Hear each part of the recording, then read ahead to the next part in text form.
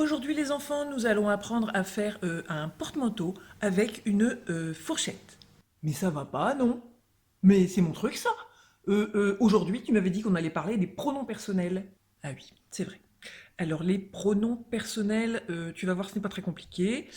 Mais quand même, c'était bien le... Non, c'est pas possible. Bon, allez, les pronoms personnels. Tu te souviens du jeu que tu faisais en atelier? Le jeu avec les étiquettes, là, pronoms personnels. Ah ouais, ça s'appelait pronoms personnels, en fait. Oui, je me souviens un peu, mais je veux bien qu'on me remontre, hein, quand même. Tu te souviens, tu avais une phrase avec une partie de la phrase qui était soulignée que tu devais enlever. Tu devais refaire une autre phrase en utilisant les étiquettes qui sont là, et la phrase devait avoir le même sens. Claire mélange les cartes. Tu peux aussi dire Claire les mélange.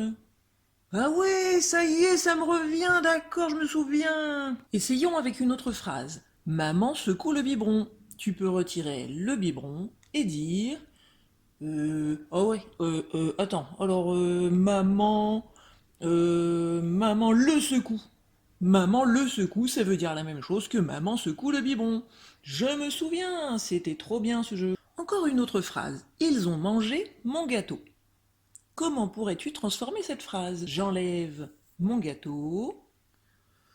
Alors attends, je vais essayer. Qu'est-ce que je pourrais prendre le gâteau? Alors déjà, le gâteau, c'est du singulier, donc je vais pas prendre un mot qui est au pluriel. Mon gâteau, c'est du masculin, donc je vais peut-être plutôt prendre une étiquette qui est au masculin. Ils le ont mangé. Ah mais non, ça marche pas, ils le ont mangé, hein.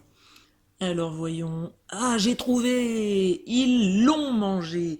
Ils ont mangé mon gâteau, ils l'ont mangé. Oui, d'accord, je me souviens maintenant, hein, mais quand même, je vois pas bien le rapport avec les pronoms personnels, parce que moi, ceux que je connais, les pronoms personnels, c'est je, tu, il, elle, on, nous, vous, il. Tu vas voir, je vais t'expliquer, c'est très simple. Regarde, essaye maintenant avec la phrase les enfants revendent leurs jouets. Les enfants c'est du pluriel, c'est du masculin. Ben, moi je dirais bien que si j'enlève les enfants, je vais le remplacer par ils. Ils revendent leurs jouets. Les enfants revendent leurs jouets. Ils revendent leurs jouets, ça veut dire la même chose. C'est ça, tu as tout compris. Alors maintenant, essayons avec une autre phrase. La ville de Lyon attire les touristes. Tu dois cette fois-ci retirer la ville de Lyon. La ville de Lyon, je l'enlève. Ça donne elle attire les touristes. Elle attire les touristes. La ville de Lyon attire les touristes. Bah ouais, mais ça, d'accord, je sais bien que c'est des pronoms personnels. Eh bien, tout à fait, ce sont des pronoms personnels parce qu'ils sont là pour remplacer un nom, un groupe nominal. La ville de Lyon, c'est pareil que elle, c'est pareil que la ville de Lyon. À chaque fois que tu trouves un petit mot qui sert à remplacer un groupe de mots, ça s'appelle un pronom personnel. Ah ouais, pronom, ça veut dire à la place du nom, en fait. Voilà, d'accord, pronom à la place du nom. Ça sert à remplacer. Et alors ceux de tout à l'heure, ça servait aussi à remplacer. Mais oui, regarde bien. Tu vois, pour la phrase maman secoue le biberon, tu remplaces le biberon par le. Maman le secoue. Le est donc un pronom personnel. Ouais, d'accord, mais le biberon, il était après le verbe. Et le, il se retrouve avant le verbe. Il se retrouve pas au même endroit. C'est quand même bizarre, hein. Oui, mais c'est un pronom personnel quand même. Il vient remplacer un autre mot, peu importe s'il est à la même place ou pas. On est d'accord que maman secoue le, ça ne veut rien dire. Maman le secoue. Le pronom personnel n'est pas toujours à la même place que le nom qu'il remplace.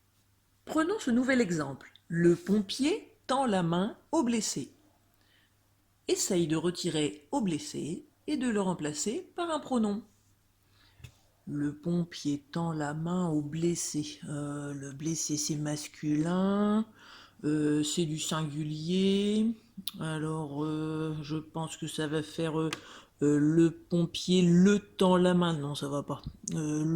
Ah, j'ai trouvé. Le pompier lui tend la main. Le pompier lui tend la main. Le pompier tend la main au blessé. C'est ça, tu as trouvé. Alors, lui est donc un pronom personnel qui vient remplacer au blessé.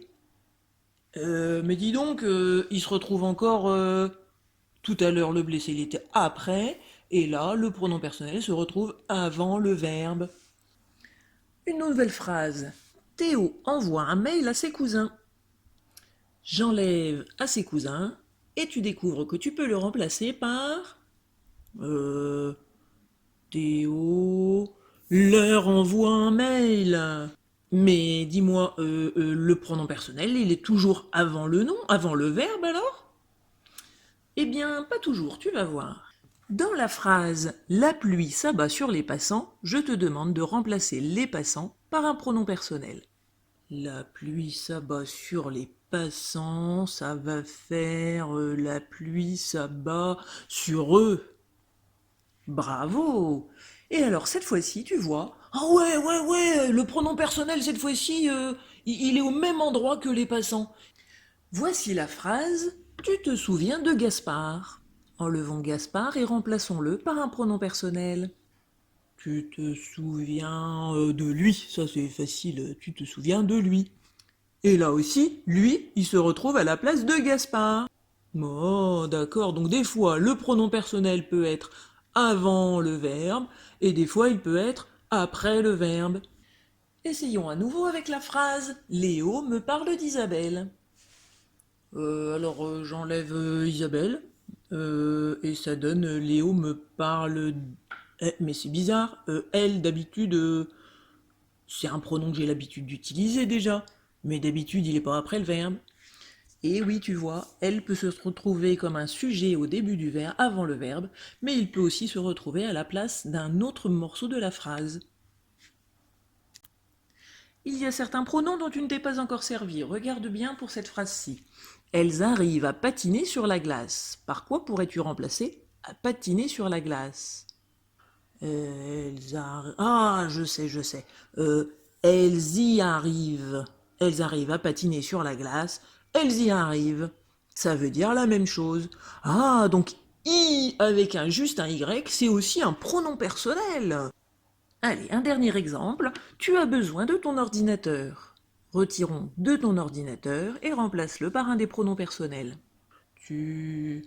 Ah, là aussi, le pronom, il va se retrouver avant le verbe. Tu en as besoin. Tu as besoin de ton ordinateur, tu en as besoin.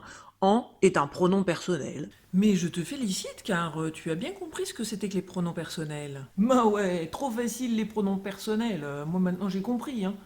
Et c'est tout ce qu'il y a à savoir là-dessus en fait. Ce pronom personnel, c'est un petit mot qui remplace un groupe de mots.